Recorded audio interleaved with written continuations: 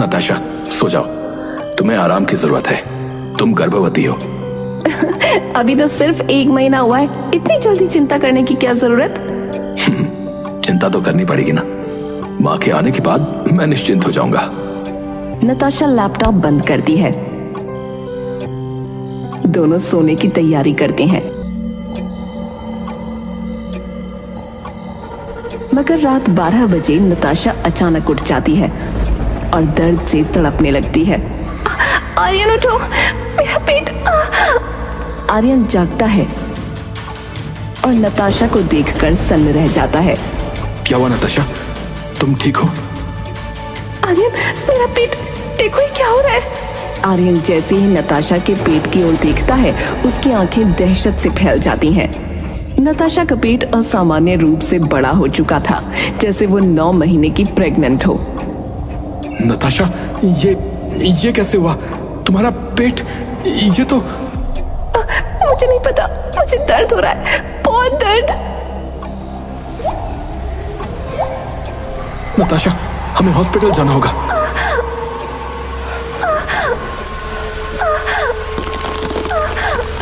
तभी एक तेज धमाके की आवाज आती है। नताशा दर्द से चिल्लाने लगती है और बिस्तर पर गिर जाती है। उसके पेट से खून का फव्वारा निकलता है और एक भयानक बच्ची पेट से बाहर निकल आती है। बच्ची का चेहरा बेहद विकृत और डरावना था। उसकी आंखें गहरी काली और चेहरा रक्त से लथपथ था। वो आर्यन को घूरने लगी। ये क्या है? वो बच्ची धीरे धीरे रेंगते हुए आर्यन की तरफ बढ़ी। उसकी हरकतें किसी इंसान की तरह नहीं, बल्कि किसी दानव की तरह थीं। तुमने मुझे जगाया है। तुम कौन हो? ये सब क्या हो रहा है?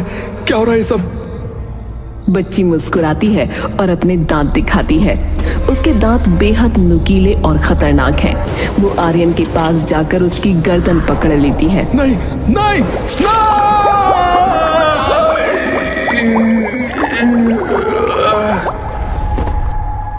बच्ची बेहोश हो जाती है और उसके शरीर में अजीब बदलाव होने लगते हैं। वो धीरे धीरे एक 20 वर्षीय युवती में बदल जाती है। माता पिता, अब तुम नहीं हो, लेकिन मैं हूँ। उस रात एक नई शुरुआत हुई, पर वो सिर्फ अंत की शुरुआत थी। रात के सन्नाटे में मौत ने एक नई कहानी लिखनी शुरू कर दी थी। अब हर कोना एक डरावने रहस्य का गवाह बनने वाला था।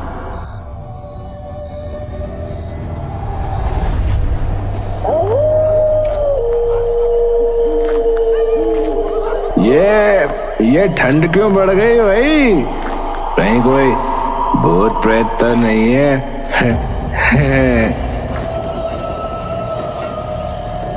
अरे ये कौन है? पहले तो यहाँ कोई नहीं था।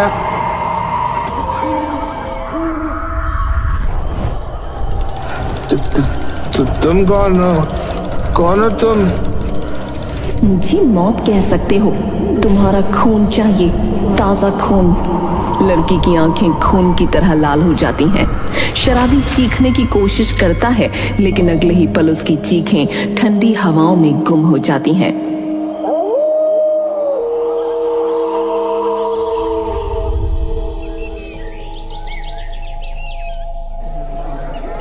अगली सुबह सड़क पर शराबी की लाश पड़ी थी। आसपास भीड़ जमा हो चुकी है। लोग कानाफूसी कर रहे हैं। पुलिस की गाड़ी आकर रुकती है। रास्ता दो, चलो, हटो।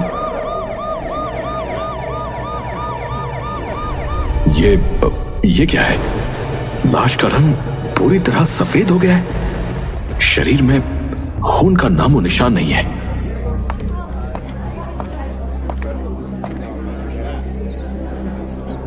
नहीं, ये संभव नहीं। आप कौन है और क्या कह रहे हैं? ये किसी डायन का काम है। इस आदमी का खून पूरी तरह से पी लिया गया है।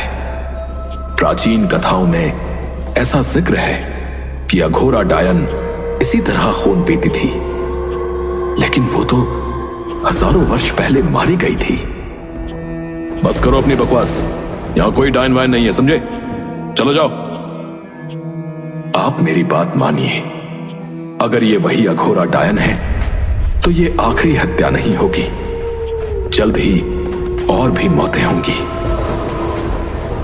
इंस्पेक्टर कदम गुस्से में साधु को वहां से भगा देता है। इंस्पेक्टर कदम लाश को पोस्टमार्टम के लिए भिजवाता है और थाने लौटकर अपनी फाइलों में व्यस्त हो जाता है।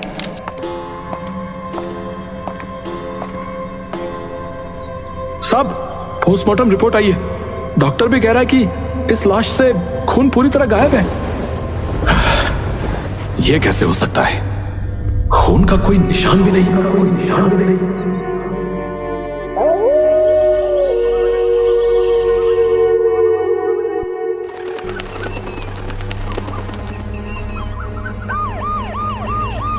अगले दिन थाने का माहौल। इंस्पेक्टर कदम अपनी मेज पर बैठा है, तभी हवलदार बलराम घबराते हुए अंदर आता है।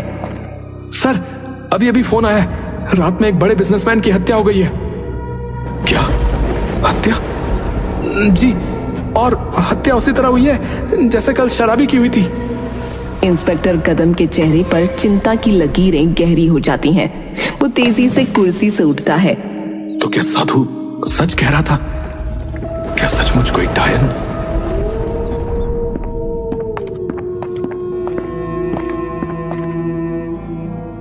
साहब, मेरे बेटे आर्यन और उसकी पत्नी नताशा का कुछ पता नहीं चल रहा। दोनों का फोन भी बंद है। आप कौन है? और आर्यन नताशा के बारे में आखिरी बार कब बात हुई थी? मेरा नाम रुक्मणी है। मैं आर्यन की माँ हूँ। कुछ दिन पहले वो दोनों नए घर में शिफ्ट हुए थे। मैंने आज जब उनके घर जाने की कोशिश की तो बाहर से ताला लगा हुआ था। रुक्मणी के साथ खड़े युवक युवती अपना परिचय देते हैं। मैं राहुल हूँ, आर्यन का बिजनेस पार्टनर। और मैं तानिया। हम दोनों को भी आर्यन नताशा की कोई खबर नहीं। आपके पति? मेरे पति का देहांत सालों पहले हो गया। आर्यन और नताशा के साथ मैं भी उनके नए घर जाने वाली थी, लेकिन कुछ दिनों की देरी हो गई। ये वही पता था जहां शराबी का बेहोश पड़ा शरीर मिला था। इंस्पेक्टर कदम रुक्मणी, राहुल और तान्या के साथ उस बंद घर के पास पहुंचता है।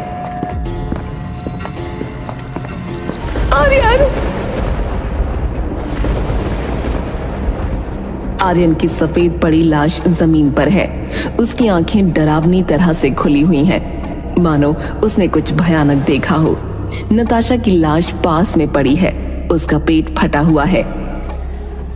ये कैसे हो सकता है? और यहाँ खून की एक भी बूंद क्यों नहीं है? नताशा गर्भवती थी, लेकिन ये... तान्या, हमें यहाँ नहीं आना चाहिए था। वो साधु सही कह रहा था। हमें डेविल टेंपल के अंदर नहीं जाना चाहिए था। Devil temple? तुम दोनों किस मंदिर की बात कर रहे हो? राहुल और तान्या कुछ कहने ही वाले थे कि अचानक वही लड़की जो कुछ घंटे पहले जवान हुई थी उनके सामने प्रकट हो जाती है। उसका चेहरा अब बेहद अजीब और डरावना दिख रहा था। लड़की तेजी से इंस्पेक्टर कदम की ओर बढ़ती है, तभी अचानक साधु वहां आ जाता है। अघोरा, तेरे प्रकोप का अंत अब होगा।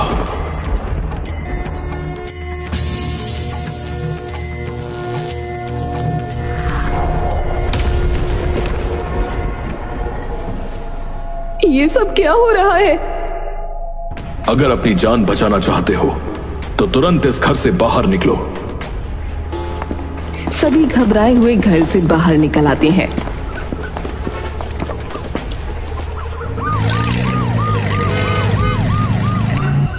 साधु उन्हें शहर से दूर अपनी झोपड़ी में ले आता है। मैंने तंत्र विद्या से सब पता कर लिया है। अघोरा डायन वापस आ गई है।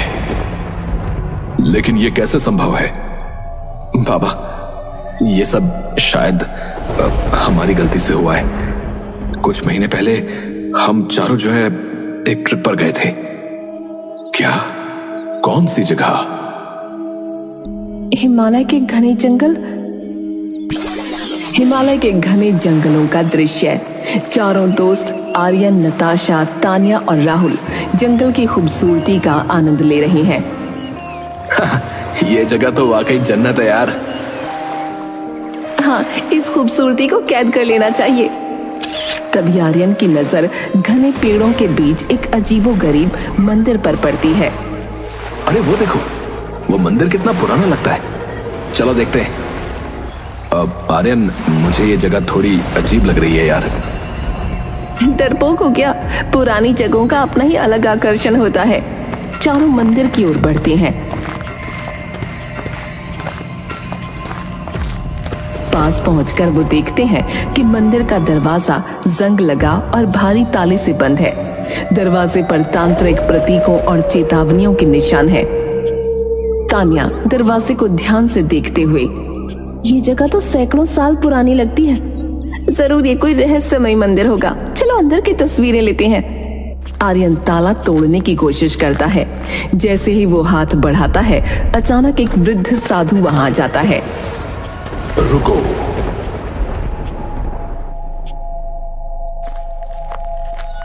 साधु का चेहरा गंभीर और आंखें गहरी चमक से भरी थीं। इस मंदिर को मत छूना। ये भगवान का मंदिर नहीं है। अब तो फिर ये किसका मंदिर है? ये मंदिर तांत्रिक शक्तियों का केंद्र है।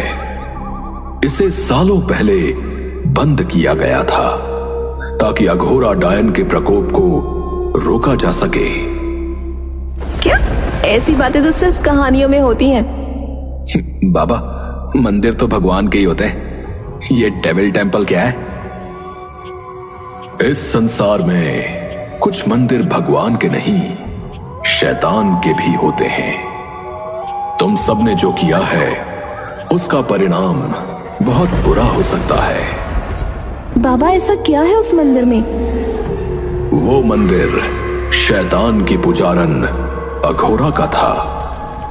हजारों साल पहले वो इस इलाके में रहती थी।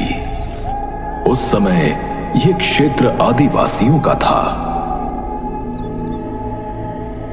अघोरा शैतान की उपासक थी। उसने इस मंदिर का निर्माण करवाया था और निर्दोष आदिवासियों को बलि देकर वो शैतान को खुश किया करती थी। एक दिन आदिवासियों ने विद्रोह किया और उसे इसी मंदिर में कैद कर दिया। उसे जिंदा दीवारों में चुनवा दिया गया। तभी से यह मंदिर बंद है। उस दिन के बाद यह मान्यता बनी कि अगर कोई महिला इस मंदिर में प्रवेश करेगी तो अघोरा उसकी कोख के जरिए फिर से इस संसार में आ जाएगी। सभी साधु की चेतावनी को नजरअंदाज करते हैं और ताला तोड़ देते हैं। अंदर एक विशाल मूर्ति दिखती है। अंदर कदम रखते ही हमें एक अजीब सी ठंड महसूस हो रही है। ऐसा लग रहा था कि कोई हमें देख रहा है। नताशा पीछे मुड़कर देखती है। उसकी नजर एक परछाई पर पड़ती है। वो डर जाती है। मुझे ये जगह सही नहीं लग रही, हमें वापस चलना चाहिए। सभी वापस लौटने लगते हैं। बाहर वही साधु खड़ा होता है। तुम सबने बहुत बड़ी गलती की है। अब परिणाम भुगतने के लिए तैयार रहो। झोपड़ी का दृश्य। राहुल साधु की बात सुनकर शांत हो जाता है। तान्या कांपते हुए कहती है, बाबा अब क्या होगा? अघोरा जन्म ले चुकी है, लेकिन अभी वो पूरी ताकतवर नहीं है। उसे रोकने के लिए हमें फिर से उस मंदिर में जाना होगा।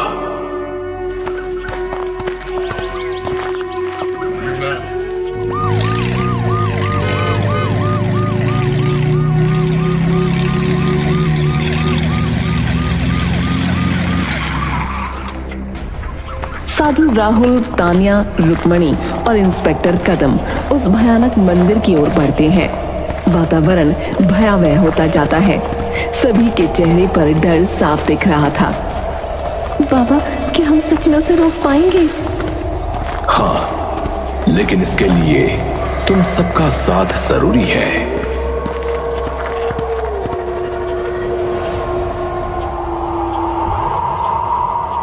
साधु मंत्र पढ़कर मंदिर का दरवाजा खोलता है। सभी अंदर चले जाते हैं। मंदिर के अंदर दिए की टिमटिमाती रोशनी में साधु तंत्र क्रिया करने लगा। रुक्मिणी, तान्या, राहुल और इंस्पेक्टर कदम डरे सहमे एक कोने में खड़े हो गए। मंदिर के पत्थरों पर अजीब से चिन्ह चमकने लगे। तभी एक गहरी और कर्कश आवाज गूंजी। चेत जाओ, अघोरा की शक्ति यहां मंडरा रही है। वो किसी भी क्षण प्रकट होगी। ध्यान भंग मत करना। साधु महाराज, जल्दी कुछ कीजिए। ये जगह ही मौत का साया लग रही है। क्या हम यहाँ से भाग नहीं सकते? भागने की कोई राह नहीं। ये लड़ाई यहीं खत्म होगी। ठंडी हवा का तेज झोंका अंदर आता है। वही लड़की जो कुछ क्षणों में जवान हो गई थी, अब अघोरा के रूप में प्रकट होती है। उसका चेहरा भयानक और आंखें अंगारों की तरह लाल हैं। उसके लंबे नाखून खून से सने हैं। तुम सब मुझसे बचकर कहां जाओगे? मेरी शक्ति का कोई अंत नहीं। अघोरा ताबड़तोड़ हमला करती है। दीवारों से खून टपकने लगता है। मंदिर की मूर्तियां कांपने लगती हैं। साधु तेजी से मंत्रोच्चार करता है। ओम ऐं ह्रीं क्लीं चामुंडाय विद्महे।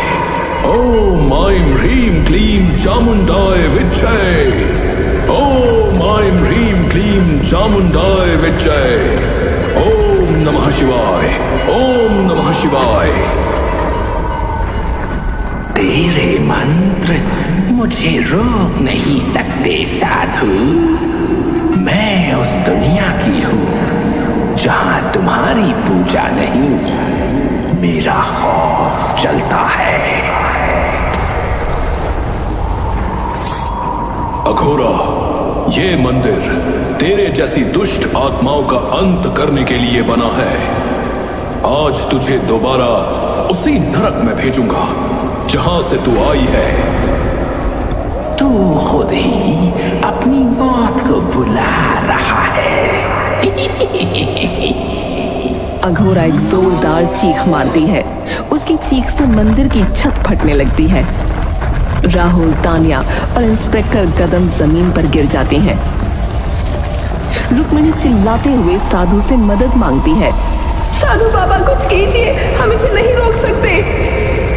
तुम सब पीछे हट जाओ।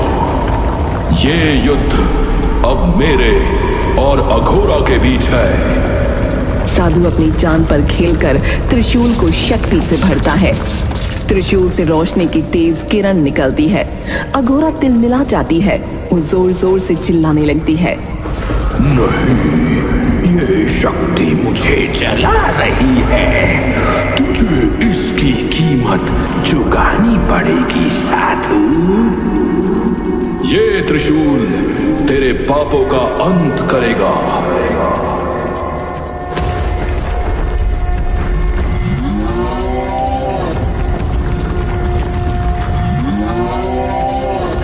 जय महाकाल, जय महाकाल।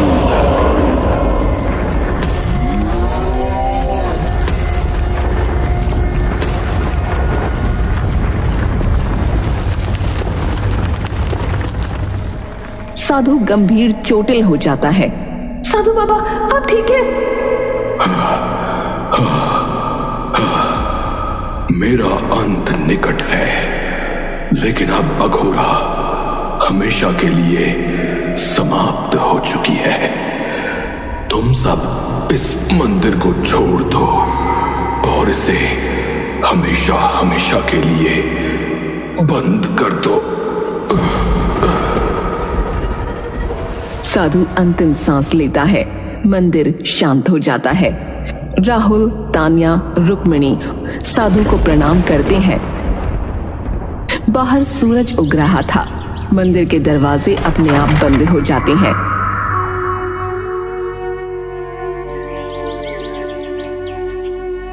यह मंदिर अब कभी नहीं खुलेगा। साधु बाबा ने अपनी जान देकर हमें बचाया, उनका बलिदान व्यर्थ नहीं जाएगा। सभी धीरे धीरे मंदिर से दूर जाते हैं। मंदिर के बंद दरवाजे के अंदर धीमी हंसी की गूंज सुनाई देती है, मानो अघोरा का अंत अभी बाकी हो।